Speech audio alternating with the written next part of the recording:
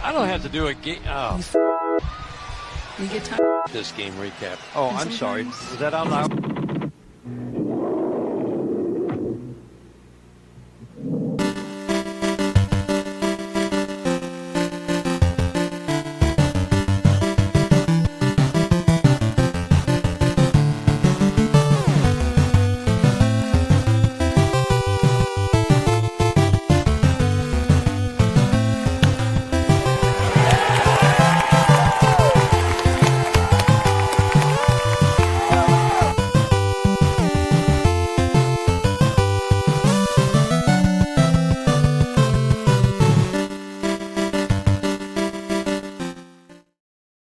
Hi, everybody. Welcome to another episode of the Tiger McGonigle Report, presented by FanDuel.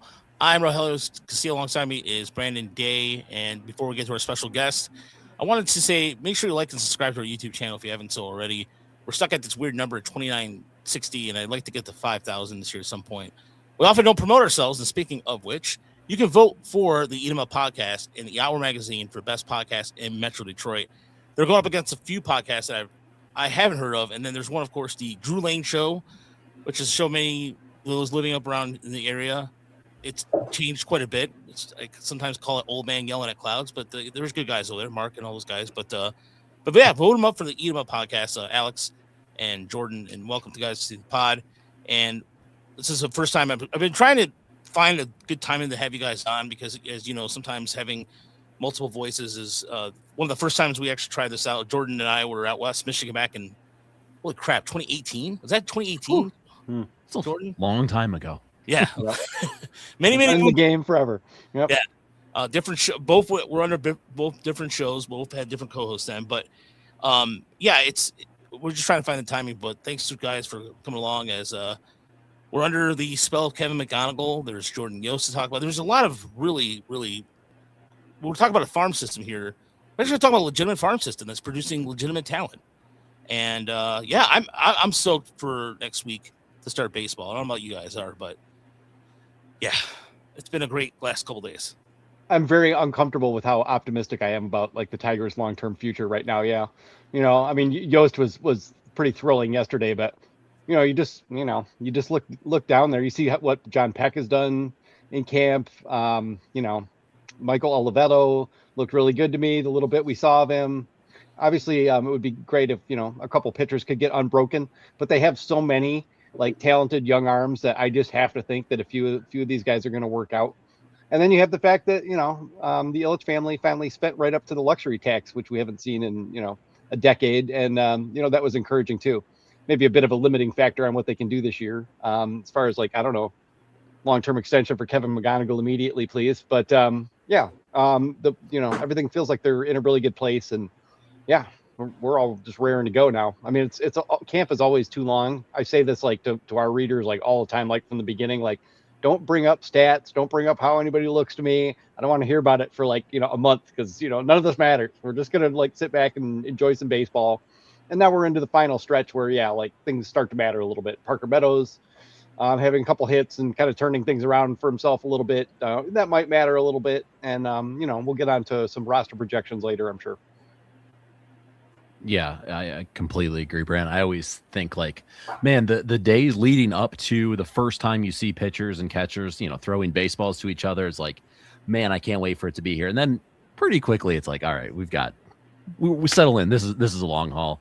But yeah, this is when hope springs eternal. Like you say, there's so much optimism. Honestly, I kind of just want to live in this moment for as long as possible, but soon the rubber will meet the road. But yeah, it's crazy to have this much optimism. It's been, I mean, certainly since Alex and I have been doing this together, like there hasn't been this high of vibes at this point in the spring. Yeah. I can't remember a time I was this excited for the season, and last year I was ready to go. I'm actually flying out to San Diego next week to catch opening day.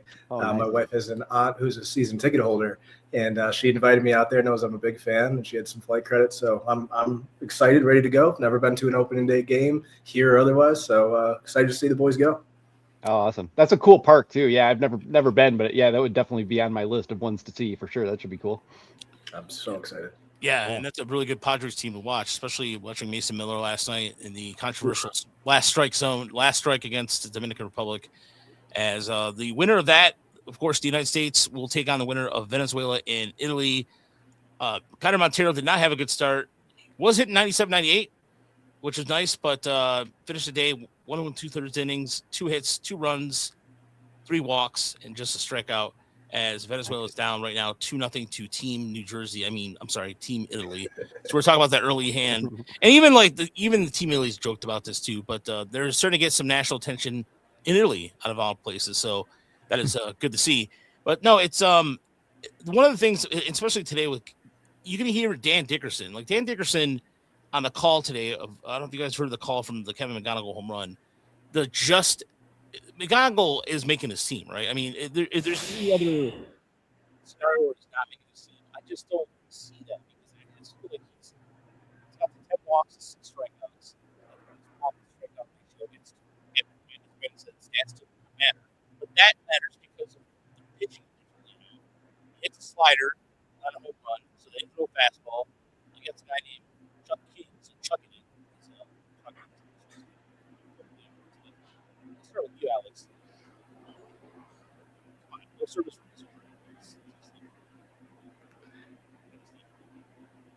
Riley, I completely lost your audio, man. Sorry. Okay. Kevin McGonigal's making his team, right? Yes, I think so. Yeah. If you would have asked me last week, I was right on the fence, but I don't know a way that he doesn't. I was talking to Dan Hasty the other day, and I said he's got to be one of the 9 best hitters in the organization. And Dan said he's got to be one of the 4 best hitters in the organization. Like, there's no doubt about it. This kid raises the way that this team could go offensively. He's going to be a catalyst. He's going to show up right away. He's going to take his lumps as any rookie does. But, I mean, he's the real deal. And for a team that's lacking power in the past, he's got some thump in the bat. He's got the bat-to-ball skills. And the defense has looked much better than anticipated, at least for me this spring. What about you, Jordan? Yeah, I feel like I kind of take the opposite view of getting to the same conclusion. If it's not him, who is it? Like, we have to take basically one of Parker Meadows or Wenzel Perez. It's not exactly inspiring confidence. I really don't want to take 2 of them when Kevin McGonigle is an alternative. Obviously, I like both those guys, but they're not setting the world on fire. Even when you keep it in the perspective of these are spring training stats. So yeah, I think he's in, and I highly doubt we will remember that this was even a debate in 3 months. Hopefully, anyway. Yeah, I mean, the only question I had coming in was like, did he manage to clean up his defense and get a lot more efficient? Because, you know, we know the arm strength isn't huge for the shortstop position. He's plenty quick enough. He has good hands, but we've seen him, you know, bobble transfers and, you know, and hesitate and stutter step a little bit in the past. And he's cleaned all that up. I mean, he's been really efficient, hasn't made any mistakes. He's been smart with the ball. They don't need him to be, you know, Bobby Witt Jr. defensively at shortstop. But yeah, I mean, that was my only question. And I mean, if he's not coming north with them, the only argument is to game his service time. And there isn't going to be any way around that for the organization. You know, there isn't really any way to, you know, make a good argument that he's not one of the 3 or 4 best hitters on the team, if not the best pure hitter, maybe already. So yeah, I mean, I have to think they're taking him. Yeah, the other thing too is he's actually played really good at third as well. The third, he's made some really natural transitions. He's moving better left to right. Chris, was there anything defensively that has stood out to you so far with him? Especially because the fact he hasn't really even played second. Well, yeah, he's just been much smoother and more confident than he was. You know, we went and saw him. I think we've seen him in his first couple of games, both at West Michigan and in Erie. And both times he seemed just kind of to rush things when he got to that level, and a couple errors early on, and then he settled in, and he just doesn't look like that at all. It looks like he spent a lot of time in the offseason working on his defense. And yeah, I mean, he looks legit. Like, I don't know if he's going to be a plus defender, but he certainly looks like he could be close to average. And with his offense, I mean, you get an average shortstop defender with a guy who's, I don't want to go crazy. Like, you know, maybe he's a 110 WRC plus this year. Like, you know, down the road, maybe he's a lot more than that. But you're talking like a 4 or 5 win player as a rookie. Which is huge. So yeah, just been really impressed with everything he's done. And then there's the swag factor, you know. I mean, they go to the Dominican Republic, you know, he's leading off, He's facing Luis Severino, throwing 98, 99, boom, 460 to right. And then another one, almost 440 today. I mean, he just seems very comfortable in major league camp. Like he set out to make the team, and he knows he should, and he's doing it. Yeah, there's no way that he does not go. I understand the whole manipulation of everything, but even with the collective bargaining agreement trading or changing things up a little bit, you just hear the fact that you look at this Tigers team right now, they don't have a guy that can. I mean, they have guys that can hit with power, but a guy that can hit for 300, hit 300 around 300 and with power. You want that on the team, and everybody's always talking about too. He's already going to be the rookie of the year. I mean, FanDuel has him as a rookie of the year candidate already, and it seems like the most natural progression. So I don't like where we're talking about this any further than what it has to, but I just there's always people out there saying, well, he's not going to make the team because of what the team have done in the past, and the Tigers have not had a guy from AA to the big leagues since Alex Avila, right? I think so. I think so. 2009 was it? Yeah, 2009. Yeah. He came up. Yeah. No, I think they've already decided. I think they know he's on the roster. At this point, they're just trying to you're playing it out. You don't put him on the roster yet, just in case he gets hurt, because then he's getting service time and not helping you. So you wait until the last second. And you can never say like this guy's definitely going to win the Rookie of the Year. Sometimes it ends up being pretty obvious, like the year Corbin Carroll and I think Gunnar Henderson won. It was like, yeah, but we had seen those guys at the big league level the year before. We're like, okay, these guys are primed to take off, and somebody will sneak up and compete there. But like I said, if he's performing like the way he's shown this spring on offense, and he can play shortstop, yeah, I mean he's got a real good chance to win Rookie of the Year, and more importantly, it's got a chance to help them make the playoffs again and do well in the playoffs. Can we bet on this on Poly Market? Because I'm just going to say, Scott Harris, you better keep an eye out because, if the gamblers are betting on this, they're going to come for you if you don't bring them up on opening day. I'm sure you can. I also think there's a bit of a cognitive dissonance as far as we are manipulating service time is kind of a broke boy move. Like that's something that teams that don't want to spend all that kind of stuff do. We spent a lot of money on Framber Valdez and a lot of that's funny. A lot of other guys, some other guys this offseason to kind of get out of our broke boy era. Like we've moved into a little bit more of a spending era.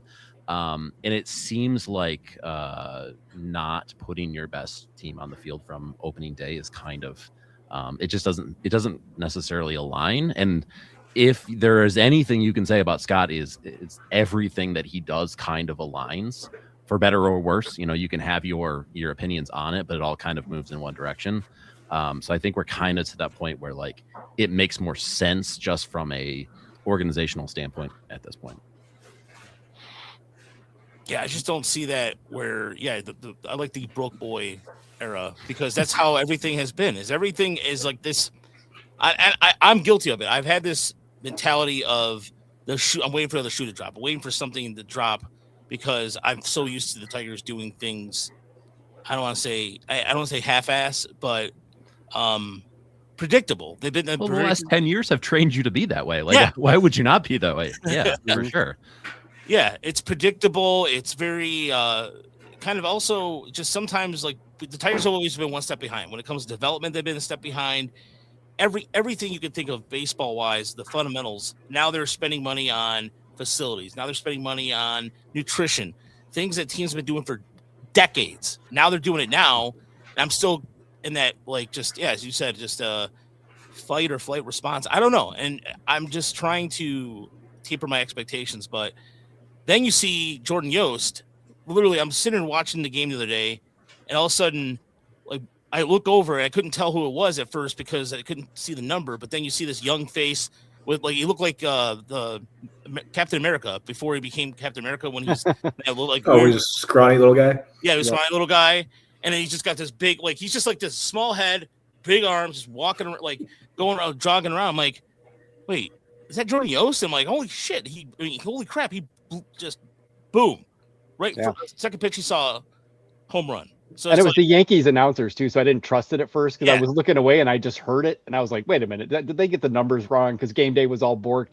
I like tweeted it and then I deleted it immediately. I was like, no, I got to be absolutely sure before I say this on X. Excuse me. So yeah, but yeah, really cool moment, and just the fact that he's a Tampa kid, they're in Tampa, does that in front of a whole horde of screaming friends and family is just really cool. Not to mention what it means for the big question about him at draft was obviously the raw power projection. He's gotten stronger every year in high school and added a lot of weight, but he's still kind of a string bean. But I think he popped like 3 or 4 miles per hour more than he did in the combine just with that one home run, and that kind of changes things. If you need some confirmation that he's probably going to get close at least to average power, I think you can feel a lot better about it just seeing that one progression in 9 months' time. It's funny, like this is 2 springs in a row where our first glimpse at the previous year's first rounder is like, oh, Yeah. with Raider last year, it was like 114 mile an hour liner the other way. It was like, well, okay. And this, I mean, what we've heard about Yost is that he's good bat to ball skills, good athlete, can probably play shortstop plus runner. And then, the question is, will he have any pop at all? And then there you go. And again, it wasn't a bomb or anything like that, but it's enough. If you can do that 10, 15 times a year and play shortstop, you're a good prospect, top 100. Mm-hmm. So yeah, I was really encouraged to see that the kid put on 15 pounds of muscle or whatever it was in this offseason, and he still looks like he's got a lot of projection in that frame. He's a broad kid, still wiry, but he's got that broad frame. And yeah, like Chris said, if he can tap into any of that power profile, he's a plus defender, a lead bat to ball. This is kind of a glimpse of what the future looks like. And Olivello looks fine too. He looked like he was able to. He had one at bat, right? I think it was Chris. He got another one. Did he? Okay. And he's put the ball in play both times, which is to me, it's like, all right, that's a start. You got a 18 or 19-year-old kid who's only played in upstate New York. Like if he's facing legitimate big league arms, making contact, it's a good place to start. You don't want to go overboard, but and then they had him play defense, but it's fun that they're putting these young guys in and giving them chances, and and we got the spring breakout game coming up, and the whispers, the background whispers are pretty interesting there. Particularly the pitcher that we're really hoping for a velo bump. It sounds like it's come. So, yep, I'm excited to see that. Yeah. Yep. We'll be there. Is anybody here a Michigan fan? Yeah. I thought about a nickname for him would be Fielding J. Yost. That's a good one. Anyway, sorry. No, I was just gonna say we'll be there Friday. We just got our press passes approved by the Pirates, so thank you to the Tigers PR for setting that up.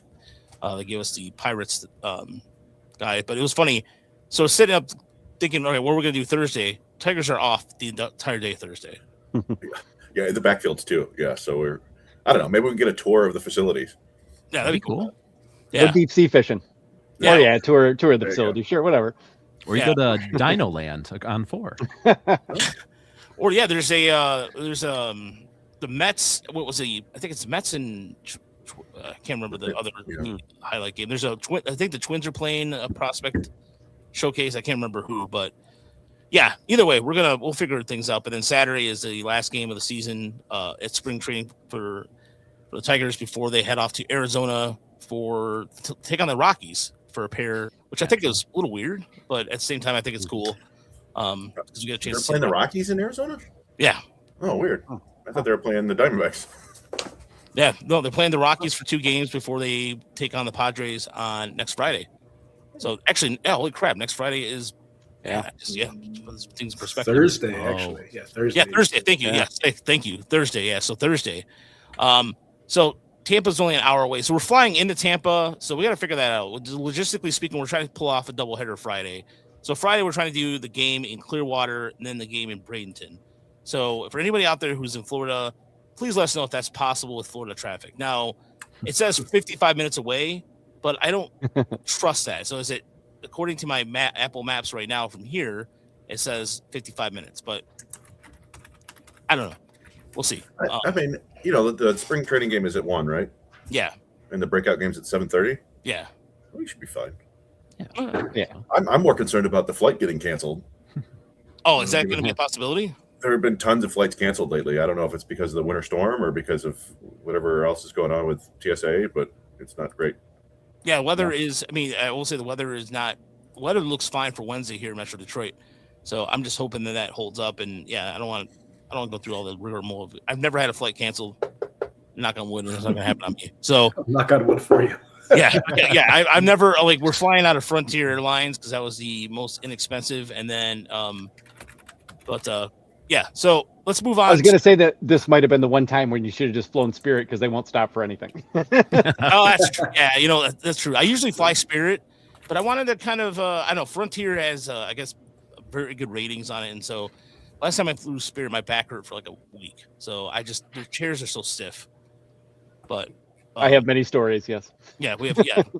Yeah, Spirit. I that's my go-to cheap airline to go to. But in this case, again, thank you to the fans for making that happen. So let's move on to who's looked good in camp to you guys. So anybody that has surprised you? You went away in a submarine. Yeah. There we go. You guys hear me now? It's still a little bit iffy. Okay. Yeah. There you go. Okay. All right. I have the mic all the way up now. Who has surprised you guys in camp so far? Who has been just come out with a surprise? Jordan, I'll go first because I want to take him before anyone steals him. Drew Anderson. I was able to see him with my own eyes. We were down there for a couple games about a week and change ago. I was very, very impressed. I will admit I knew virtually nothing about him going into, other than that was the first guy that we signed this offseason coming back from Korea. He reminded me a lot of a right-handed Tyler Holton if Tyler had gas that he could reach back for when he wanted. A ton of different speeds, a ton of different looks, and we were down the third base line, so I don't want to put my name behind this, but it looked like it was all coming out of the same, as Jim Price would say, keyhole. It looked super repeatable to me. He's had a great spring. I think, and obviously I'm a fairly big Scotty fan, so I'm always willing to tip a cap to him, but I think this was a stroke of genius. I think he's going to be a huge part of it looks like bullpen to start with, but I feel like it's kind of unlimited what we can do with him. I don't know. I could see him having a pretty similar year to what Holton had in, what would it be, 2024? 2024. I was super, super impressed. We remember him from 2024, but at the time, my impression of him was just fastball slider guy. And, that kick change has really, really changed things for him. His command is good. He's throwing hard. I think we're all going to be paying a little bit more attention to the KBO this year. Definitely. Because if we get to the next guy who I'm probably going to mention, but I have to agree. He has looked really good. And that factor of having another starter that's in the bullpen, and right now it kind of looks like they might have three guys like that, depending on how you want to project it. The pitching staff not only looks good, but it looks really pretty deep and flexible. And I'm sure AJ Hinch is feeling very good about that right now. We also haven't had any of those things where someone can't pitch for various reasons, and I won't have to knock on wood because I won't say it. been a pretty healthy spring so far. I also think it's super cool that we're pulling guys from different areas, pulling it back from Asia. I don't know. We always talk about development not being linear, and it doesn't necessarily just apply to kids going through the minor leagues and then struggling at the big league, all that kind of stuff. I don't know, going to Asia and figuring out a full different set of life circumstances, that is nothing like what we have here. I would imagine that probably has you grow up in a lot of ways that has you a little bit better prepared to come back and face the big leagues, even if maybe not from a strictly baseball sense. I don't know. I think it's super interesting. And even really just the factor that they're casting a wider net. The WBC is on right now. Aowenio hit a solo shot earlier, so it's 2-1. But crazy if we had signed him. Yeah. You just kind of see the sport spreading that way. We all remember kind of when Australia sort of became a thing. Japan's kind of always become a thing, but it's the Dodgers out there. Setting up little camps in Europe and Africa now. More and more you do have to cast a wide net because the talent pool is going to keep getting bigger. And as teams continue to look for advantages, that's where to go. There's going to be a cricket bowler from India who turns into a pitcher at some point. You know, it's going to happen. It'd be cool to be first. But yeah, the Tigers have never really gone overseas for talent. You know, we all made probably too big of a deal about Kenta Maeda just because it was like, oh, they're going to have to like, you know, figure out how to do this and like get a translator and like, because they've never even, you know, really attempted this. So yeah, I mean, just on that score, casting a wider net, even though they didn't actually get any actual Korean players. But yeah, kind of feels better, and it definitely feels different than what we've seen from them at any point in the past. Yeah, and I really like how they're looking at independent ball to that point too. They're just stashing all kinds of different arms and players and different backgrounds, and you know, maybe they don't catch anything in these wide nets that they're casting, but maybe they do find somebody, and you know, there's a funky reliever that you could pull off the scrap heap, and he could be a piece for you, even a shot in the arm middle of the season. So that's been really exciting to me, and just the fundamental change in the organization and how they're going about their business, I think you can't speak enough to. And my player for the spring that I've been really pleased by, Matt Vierling, man, like missed the entirety of last season. You never know how he's going to really come back from that. I think they really missed him both in the clubhouse and on the field. A lot of versatility in the player, but a lot of leadership in the clubhouse. And him swinging a hot stick is really, really encouraging to me. I think he's a chess piece for AJ Hinch to use. And he's going to be a big part of this team if he can keep it going this season. And I think they missed him pretty sorely. Yeah, that's a good one. He has been raking. I guess if it's me, I'll take. I'm gonna, just because I was so wrong about this in my prospect report, and like this is the one guy I'm regretting, is John Peck, who you know is swinging a really hot bat. You know, he did strike out a lot, you know, for a college player at West Michigan last year, but it wasn't like egregious. And I probably leaned on that too hard because his defense at shortstop actually looks better to me too. He looks a little stronger. And his at bats, you know, he just looks very much in command. And while he's playing late in games and mostly facing like upper level minor league relief types and stuff, he's looked really good to me. And I wish I had at least 40 plus him instead of stuffing him way down there. And I'm feeling guilty about it. So sorry, John Peck. I like what I'm seeing. What about you, Chris? Well, yeah, I mean, I thought Brandon was going to mention DeJesus. I left him for you. Yeah, that would have been my one. I was going to mention Vierling. Yeah, but DeJesus, it's not just the results; it's how it's looked. You know, when they brought him on, I was like, okay, this is just another of the many sort of minor league chaff arms that they're going to bring in. Just somebody that can eat anything in Toledo or you know work out of the bullpen. But he's popping 95 the other day. He's got 5 pitches. Striking out Ohtani with a cutter. Like I think I said last week, he's reminding me of like prime Eduardo Rodriguez. Yeah, like he looks like a legitimate, solid prospect now. I mean, he's 29, so you can't really call him a prospect, but he has the 3 minor league options. So he's on the 40-man roster now. We could see him coming up and down a bunch in the next few years, and who knows? Maybe he's in the rotation next year. It's like you guys said, like the KBO scouts have done a fine job here. You're getting 2 arms now. Who knows? Maybe by June we're like, well, that was fun, but. But yeah, he's throwing strikes, he's getting guys out, and doing it on big stages. So I've been really impressed with him. Yeah, the pressure hasn't bothered him, and you know, speaking of everything coming out of the same keyhole, he just seems to be hiding it really well. They are not picking him up. Even Ohtani didn't pick him up well. You know, and it's left on left, but still, it's Shohei freaking Ohtani. So yeah, I mean, it's been really impressive, and I think you know, if DeJesus was our 5th starter right now, I wouldn't feel that bad about it as long as, you know, it's not like that isn't like the end of the line and we don't have guys behind him. He's looked that good. So, yeah, feeling very good about that pickup as well, for sure. Yeah, and even if he ends up being kind of, as Alex would say, a shot in the arm player or a lightning in a bottle, like we don't necessarily need all of our like minor league free agents to pop into guys that become starters. Like I actually think that he has the chance to be the guy that hops in the rotation, but if he gives us a hot month at some point, like well worth the signing. Which I mean, I think he's more than capable of at this point. So hopefully that is what we see.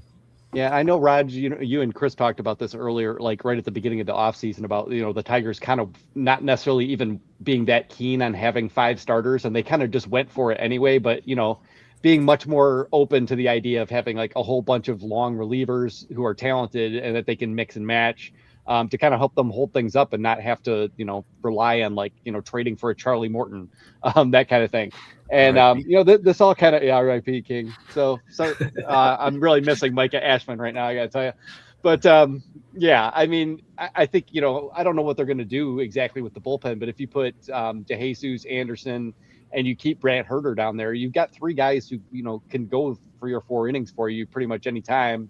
And, that just adds so much more flexibility, especially early in the season when Jack Flaherty has a tendency to either be good or to get knocked out in the 3rd or 4th inning. Casey Mize is kind of the same way. You don't really want Justin Verlander going 6-7 innings and like trying to stretch them out. So I think this sets them up really well in April to try to keep everybody healthy, mix and match a little bit more, keep start short, and, get themselves in a good position. So by the time you're in May, maybe you get Troy Melton back in that bullpen and the whole thing looks great. And, the baseball gods hate us and something will go wrong, but, you're a lot more prepared when you have this level of depth and a mix of guys who could start or relieve for you. So all told, I think it looks pretty good. One guy that I know that we've kind of joked about this, Chris and I, but in our Discord is Jace Young. And Jace Young has, I don't know if Alex and Jordan, just so you guys have context, he's muted Tiger Minor League Report. He's blocked us. We didn't say anything outside of just his stats. I'm not sure, but either way, he's not. Block out these haters, Jace Young.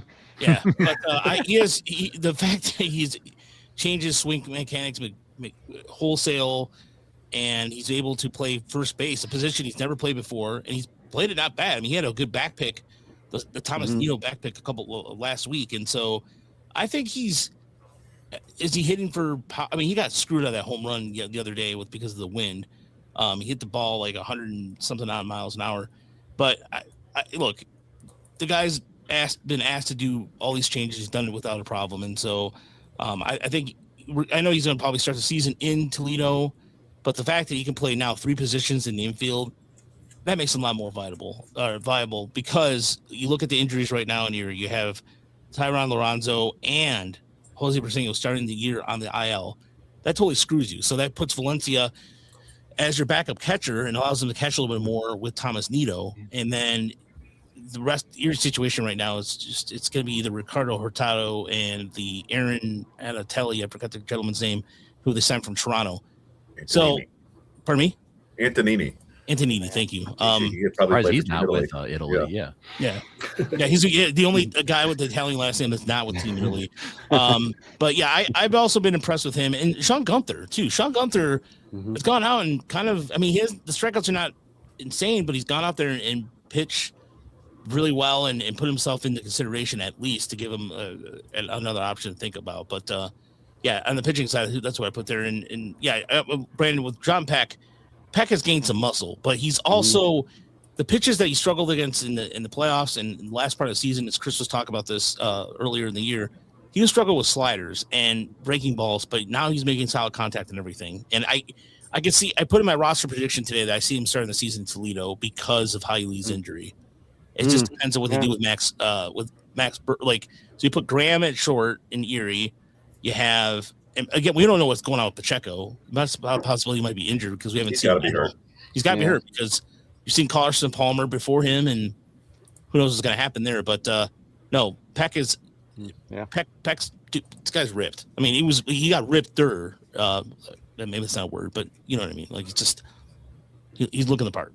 Great beard too. Yeah, absolutely looking the part. And to Jace Young, it just brings up an issue, and I'm sorry, I'm sure Jace Young isn't listening to us. I don't want to bum him out, but it just brings up the issue that the Tigers could use an open 40-man spot, and they do have like these sort of all 4A type infielders, with, Max Anderson's younger, Hao-Yu Lee is younger, Hao-Yu Lee is injured. We don't know quite when he's going to be back.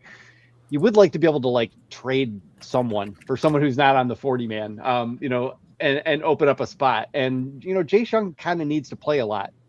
He's always had great plate discipline. There's lots to like about him. I've just put it simply, like I've just never seen him hit the ball hard in the air in the major leagues. It's just never happened. Like he looks like he's trying to walk. He's fighting off pitches. He's not driving anything, struggling a little bit with velocity. And yeah, he's looked a little better. I think the changes, that he made with his swing and kind of simplifying everything are the right moves. And he probably does have some kind of a major league future somewhere. It might be like a Cody Clemens type future. But yeah, I just don't know where he's going to fit in with the Tigers. Like they could really use a right-handed bat somewhere on this team, and he's not gonna give him that. So yeah, I don't know. I would like to see them be able to line up a trade at some point this year. Maybe not for Jace Young, but just for one of those guys to open up a little space on the roster. Yeah, especially because they need some additional pitching help there as well. But as far as the rest of the camp goes, for kind of projecting opening day, so we talked about McGonigle making the team. Is there any other surprises you guys have that could make the 26-man roster? I'll start with you, Alex.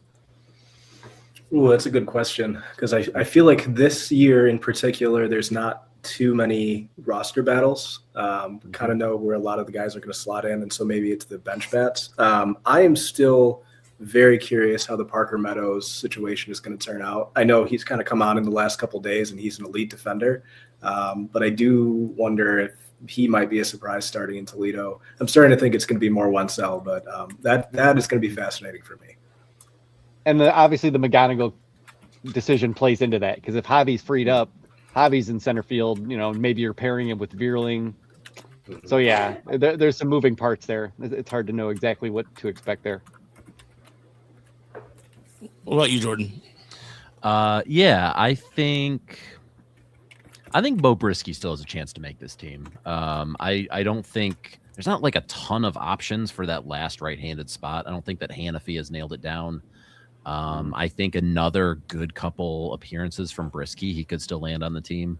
I mean, the upside with him is just so much higher than with Hannafy. But yeah, I kind of agree with Alex. Like Meadows or Wenzel, I don't know, one of the two. I'm not really too awfully concerned. We'll see them both shortly. But other than that, I feel like it's pretty well settled, which is crazy for March 16th.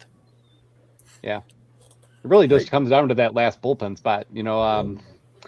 Well, I kind of feel like Parker's going to get in, just because, I mean, he does have a decent track record. I mean, career 94 WRC plus. He's basically got a full major league season of plate appearances. AJ likes him. If he's just swinging the bat decently and is playing, defense for you part-time and defensive replacement late in games, that's probably still enough to win him a spot, I think. But yeah, but definitely not a lock. So he's definitely someone to watch over the next, whatever it is, 8 games that are remaining, just to show him something. Like he just can't look overwhelmed and a mess as he has for much of the spring and in his brief look last year. Yeah, after coming back from whatever bizarro nerve injury that was. So yeah, for me, yeah, it does come down to the end of the bullpen, and I will mention the final 2 spots. Like maybe one of them is DeJesus, right? Like, but as you said, like Hannafy's not getting it done. Like they brought him in today specifically to do the thing he's supposed to do, and he gave up a 3-run homer. That's bad. But the problem with Brisky, Brisky was supposed to pitch today, and after the game, Hinch came out and said, "We'll talk about that tomorrow."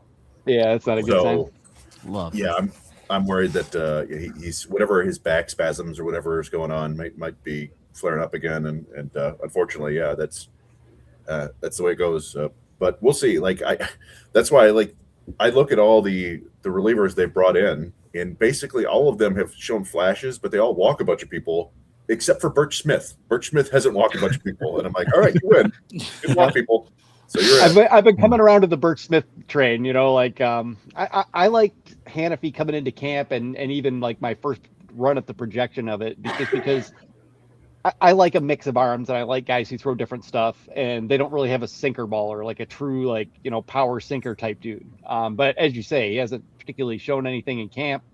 But Tanner Rainey, the stuff will look good some days, but he always walks a ton of guys. He's been around and in the league and up and down a lot.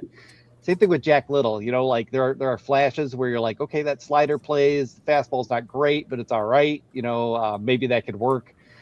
This is where you'd really love to have Troy Melton right about now. And then you start kind of reaching further afield and thinking like, all right, well, would I rather just have Kiter in the bullpen, and just let him air it out and throw 98 and, maybe just pick one breaking ball, since he struggles sometimes when he's trying to use them both effectively and gets wild. I didn't see if that's what happened today, but I have seen that from him plenty.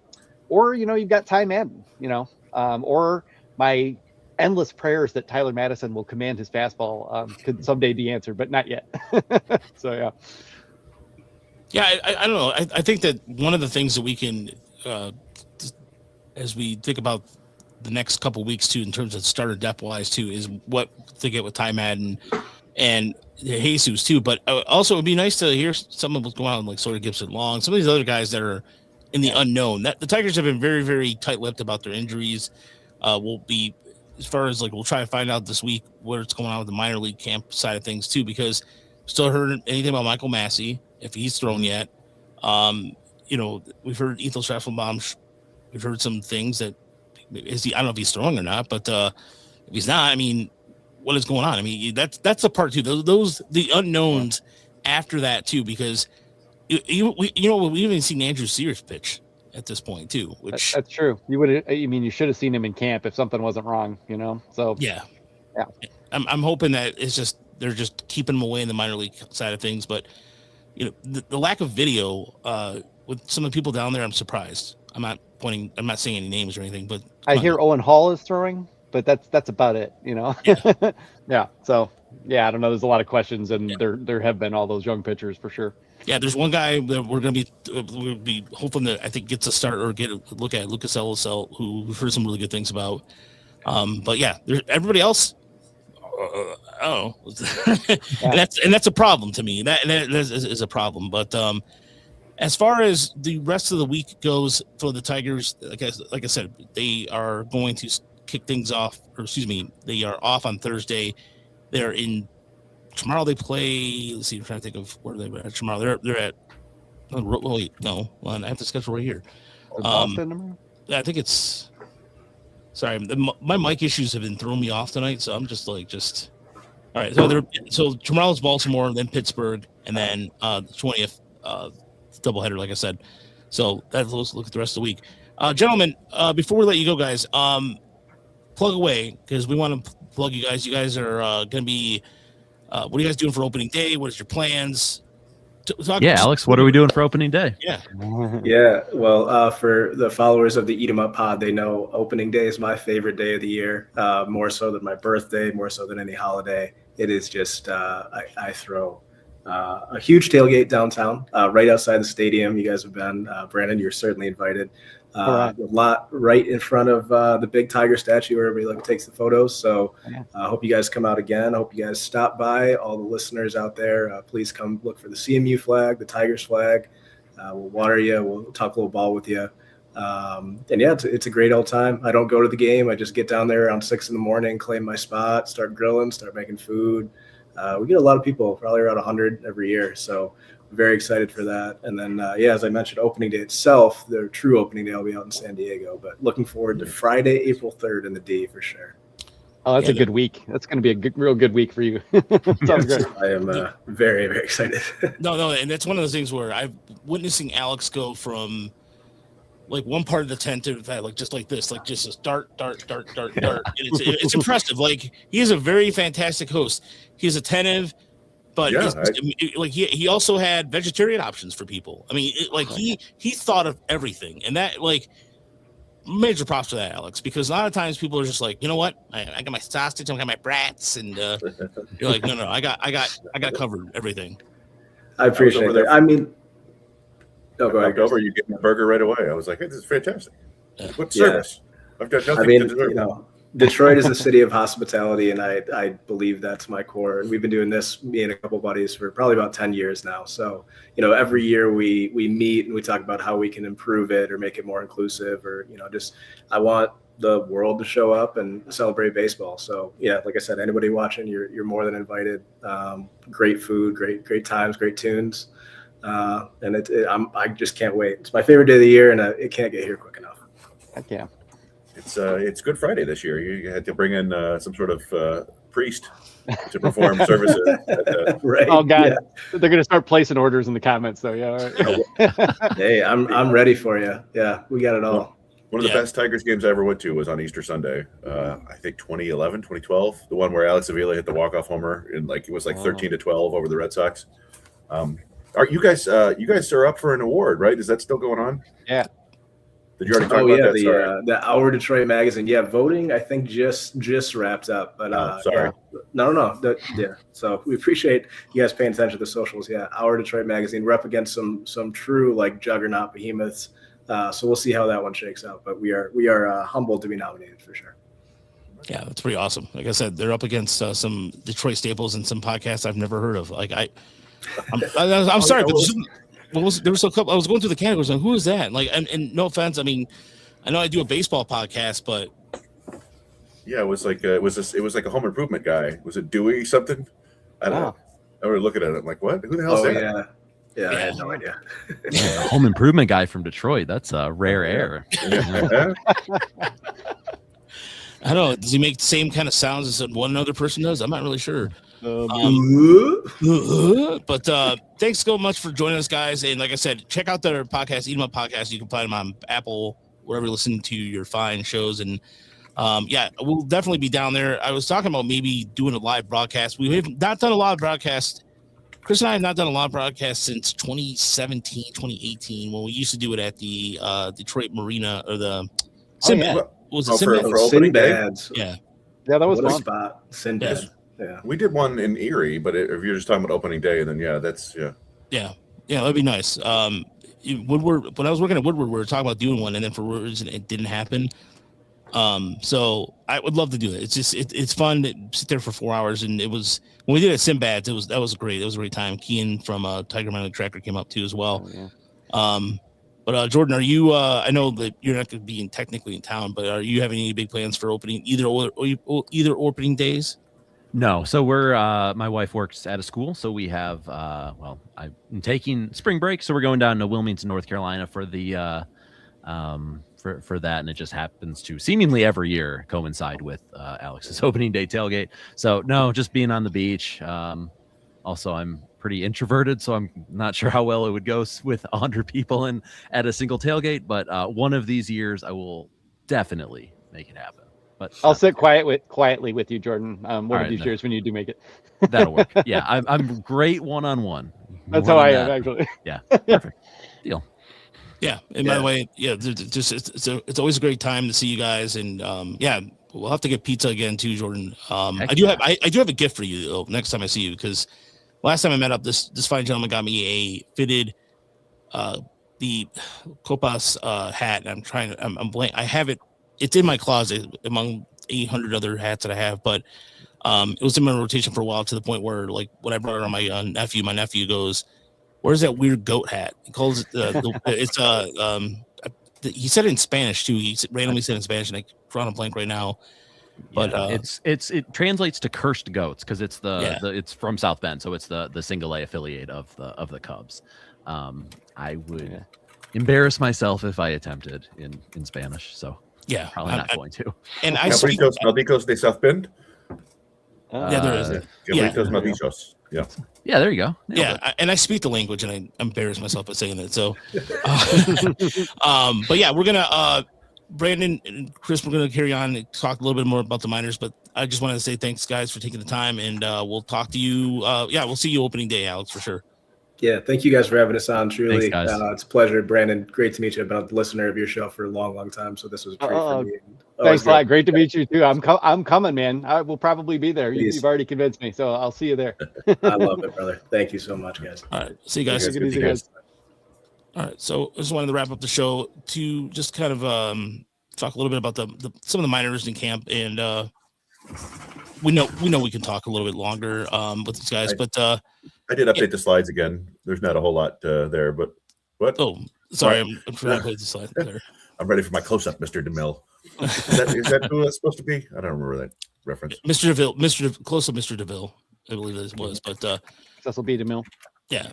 But no, yeah, there was right. The slides, there wasn't really much going on, but I did want to, Brandon, I did want to get your roster projections for Toledo. So Chris and I did our, let me pull up the roster sheet here on our projections. Oh God. I thought when you asked for roster projections, I was only thinking Tigers. No, you're correct. It is Tigers, but I just wanted to, I wanted to get your opinion on how these if you see it right here, don't let me pull it up. Essentially, what we for the Tigers roster, and just because Toledo's such a mess. Like right now, Toledo's such a mess. Yeah. And I don't know. I just want to get your input on this because. Well, it's just a black box too, because we've got all these guys. We don't know if they're hurt. Like we don't, we don't know what's going on. All right, so we have Dingler and Rogers, of course. We have McGonigle making the team, but here's where it gets interesting: Toledo. So, like I said, I think Slater's not going to. I personally don't think Slater's going to be here. I think Slater's going to go sign elsewhere. Yeah. But I have Peck starting at third, Cruz at short, Anderson at second, Young at first, and then probably Valencia as your DH with Thomas Nito as your catcher. Mm-hmm. And then I have Chris Myers. Chris, you had him in Erie, right? I think so. Yeah. Yeah. I'm looking at mine. Yeah, I have him in Erie. Okay. And then here's the rest of it's just the possibility of these guys getting cut or develop to the hot and ready list, if you will. Yeah. But this is where it looks like here. But but then it comes to Erie. This is where it's like, okay, Hurtado. I mean, I don't think he's ready for AA. I could be wrong about that, but he's not. But he might have to. He might have to catch. I don't know. They need some catching right now for sure. So I have Antonini and Campagna playing catcher at Erie. Okay. Campagna is, he's listed as playing a bunch of other stuff, but I think if you can catch, they're going to play at catcher. Okay. Yeah. The hot and ready list is diabolical. Yes, Tyler, it is. Yeah. Did Elysier leave? Yeah, he went to the Dodgers. Dodgers. Okay. Yeah. Yeah. I had a feeling he was gone, but I couldn't remember where. We got to see Austin Murr with the Phillies today. Oh yeah, not the Phillies. Is it Phillies? Did they play the Phillies today? Yeah. Sorry. And then there was some article about Mason Englert looking really good for Tampa. Speaking of throwbacks, and then we saw Zach Short yesterday with the Yankees. Yeah, it's funny to see these guys still popping up somewhere, still trying. Yeah, the only one I haven't seen is Nick Maton. Yeah. Oh yeah, I didn't know where he is. Do we think Malgeri's going to be in Toledo? Let's see. Yeah. It seems like they might as well. Like if I have him in Toledo, yeah, and maybe Trey Cruz will play a lot of center field too. There, since that's probably his best option to back up on the Tigers right now. I don't know, maybe just a mix of both. Algeria, I'm sorry. Go ahead, Chris. Oh, I was saying for me right now, I had Valencia at first base, but then the catching keeps getting hurt. So now it's Nito and Valencia at catcher, Young at first base, Max Anderson at second, Trey Cruz at short, Gage Workman at third, and then Slater, Julks, Malgeri, and Winsel in the outfield. They also have Cal Stevenson, so maybe he'll play there if Slater leaves. But they really, it's like, it's funny. We were talking earlier in the year about hey, the pitching is an issue, but they have so many pitching bodies and so few hitter bodies now that it's really tough to field full rosters right now. Yeah, I still think one of the things I said in my article for Patreon today is I think they're going to probably wait through a roster cut somewhere else and fill the blanks with a minor league veteran there because Slater has all those provisions where he has to be at a certain time point to make the roster. So I don't think he's going to be long for Toledo, but I think there's a catcher out there, an outfielder they're going to take a look at that can fill the void. In either Erie or Toledo. West Michigan, I think, is pretty much set. So we go to West Michigan here. Hayden, Rainier, Goodman starting at third, and then the outfield's pretty much Brittany Allen. I don't know why he's not there. Yeah, that was my mistake. I didn't realize that they'd cut him. Yeah. So he's out of the system. So I moved with that one. I moved Stephen Hrustich up from Lakeland, and Patrick Lee to the outfield, I think. Yeah. And then now you got a bunch of youngsters in the outfield in Lakeland. Jesus Pinto, Michael Orozco, that McCarthy kid they brought in. It's lots of moving pieces. Yeah. Yep. But I mean, Scott Harris loves this part of it, right? Like, the last week of camp when everybody's getting cut and stuff, and he's sifting through all these minor leaguers to try to fill slots. It's probably a fun little portion, as well as usually trying to pick up a major league, semi-major league player somewhere along the way as well. But there's going to be a little bit of backfilling that looks like it needs to be done, which is interesting, especially because they keep we didn't get into it with the guys, but the contraction in the minor leagues is going to continue, and it's already kind of come over the last few years to some degree as well. Yeah, there's going to be. Here's the thing too. The question is, it's not a foregone. Like I thought it was a foregone conclusion, admittedly, because the way the Florida State League has been, that Lakeland would be the team that would suffer the most. But then I realized the Tigers, of course, that was dumb to assume because Tigers have spent a lot of money upgrading facilities and everything like that, and that's not just going to be just for spring training or for that matter. So is that? And the city of Lakeland, and Lakeland has as well. Yeah, there's probably some kind of contractual obligations where they, and then there's and then you're not leaving Lakeland, Yeah, the Callahan, by the way, I have Callahan in West Michigan. And speaking of West Michigan, this is where I'm going to ask you guys this question here. Allegedly, rumored is that West Michigan is trying to be more of a AAA affiliate because the White Sox, look at expansion. I think the MLB was talking about expanding to, what was it? I saw the news today. Let me double check what it was. MLB or the NBA? The NBA MLB. was talking about It was Vegas and Seattle. Yeah.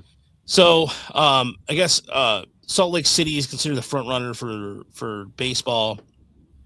But if Charlotte gets a franchise, the case of that would be because that's the White Sox AAA affiliate. Then you flip that, and then you have Grand Rapids as a possible market. I mean, West Michigan considers himself like a metropolitan area like Detroit does.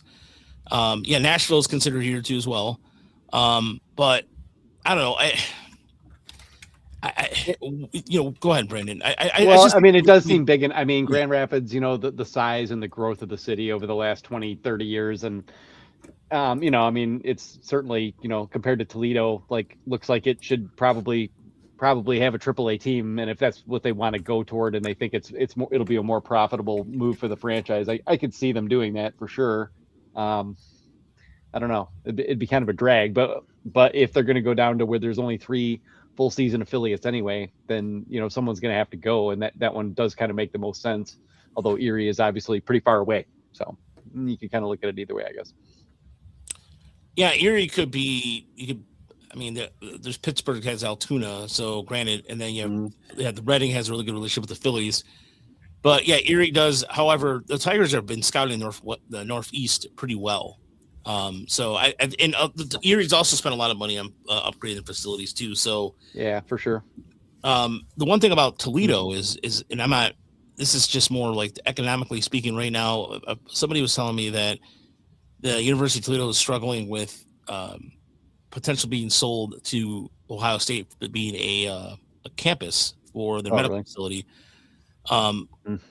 So, but Toledo's also trying to spend money on soccer. Toledo's also in a weird state of flux too. It's not this; it doesn't pull the same kind of draw.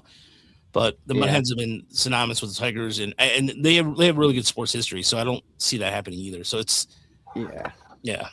And it's the proximity too. You don't want your AAA guys to have to fly in. It's pretty nice to be able to just drive an hour.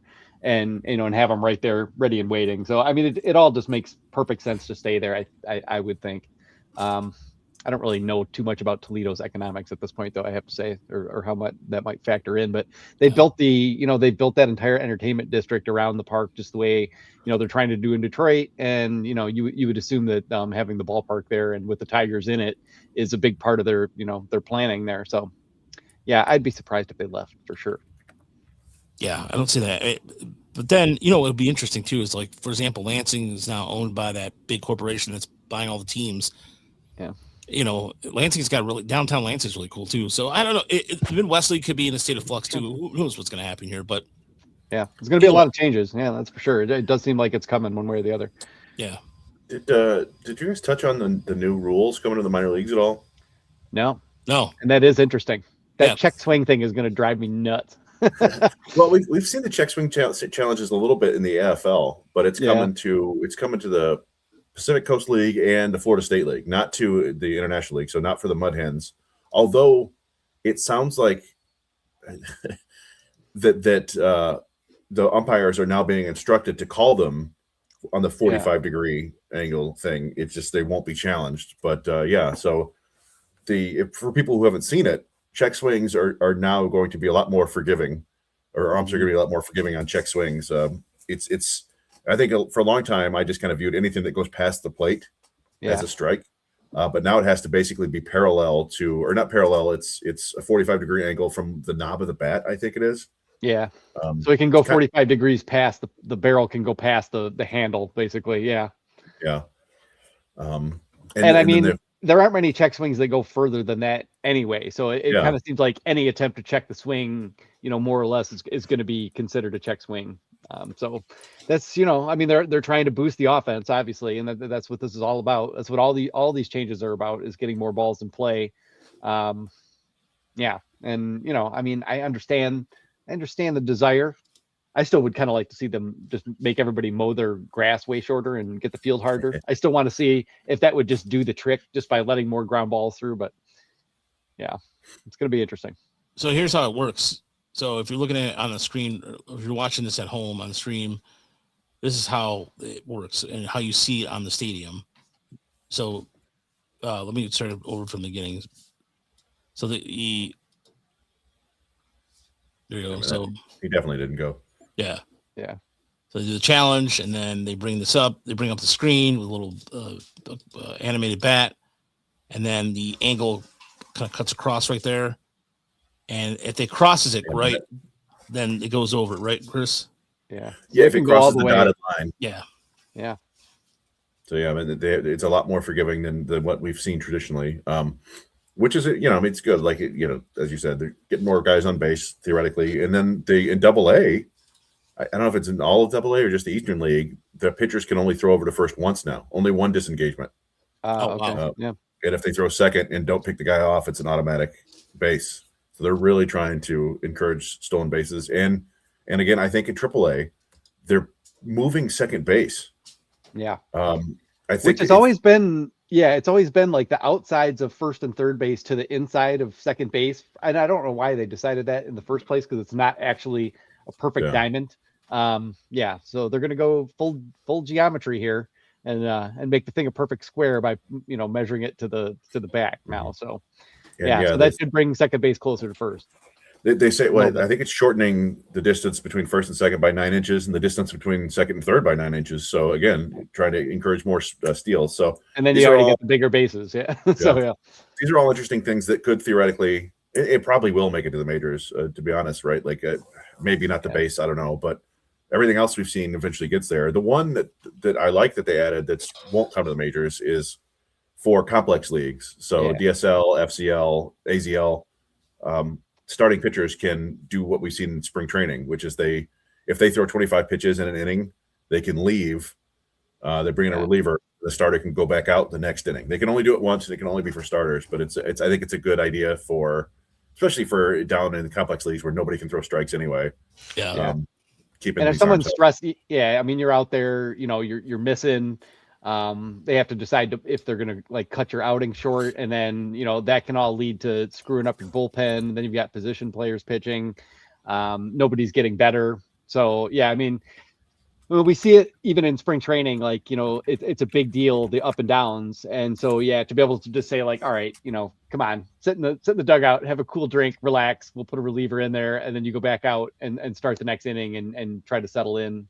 Makes a lot of sense. I mean, it's practice baseball, and you want it to be the most, useful sort of for those purposes and for developing those guys. So, I think that makes a lot of sense. I mean, if they can do it in spring training, you can do anything, down there just to help with that. So that makes a pretty good argument. Yeah, it's a percentage of the hype, by the way, for those who are curious about the strike zone. We do. He asked that the strike zone on the challenge system goes up and down depending on the height of the player. It is. It's two percentages, one for the top and one for the bottom, and it's based on their height. It doesn't, I think, take into account their stance. Right. So it's not supposed to. Yeah. So if you're Tony Phillips back in the day, that's a bummer because you're crouching down and they're calling pitches strikes at your head. But if you're Eddie Gaedel, then then that would still work. Being 4 foot tall or whatever it was. Yeah. 1952. Yeah. Against the Tigers too. He was playing for St. Louis. No. But I like this about throwing out a base runner from Adam. I think there needs to be a new staff for throwing out a runner at the third attempt, a valuable stat. I call it a potato. Pick off on the third attempt to out. So, Tater. Yeah. But There's going to be, and Fangraphs announced today too. Like, there's they've added like plate discipline numbers through Statcast and bat tracking data there now too, and that's a cool addition. I think that article that we're talking about all these rule changes was an Eric Longenhagen article on Fangraphs, but they also announced all that today, which I'm loving because I'm always bouncing back and forth between Statcast and Fangraphs as the two kind of most useful statistic sites. So that's kind of a cool little change